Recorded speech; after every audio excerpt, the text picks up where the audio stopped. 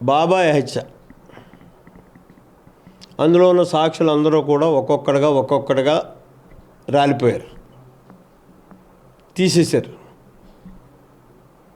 అంటే వాళ్ళ నేచర్ అది. అదే రకంగా పరిటాల రవి హత్య. పరిటాల రవి హత్యలో సాక్షులందరినీ ఫటాఫట్. ఇక పరకామణి ఈ పరకామణి కేసు దగ్గర గొత్తులోకి కంప్లైంట్ దారుణ్ణే ఫట్.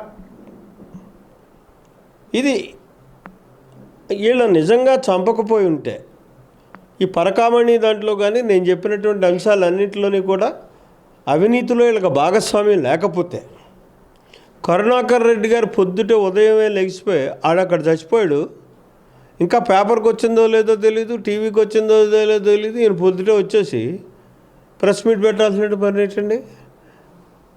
ఇది ఆత్మహత్య అని చెప్పేసి అని ఎవరు చెప్పారు ఇతనికి ఆత్మహత్య అని? దాన్ని డిసైడ్ చేయాల్సింది ఎవరు?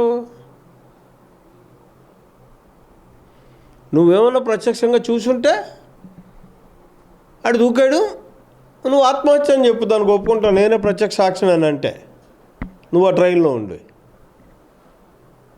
నువ్వు ఇంట్లో పడుకున్నావు, ఆడు చచ్చిపోయాడు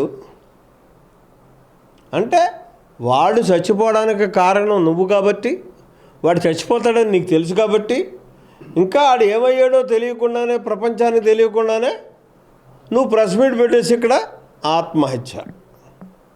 అసలు నీకు పనేటి? అందుకోసమే ఈవేళ కరుణాకర్ రెడ్డికి ఇందులో పాత్ర ఉంది.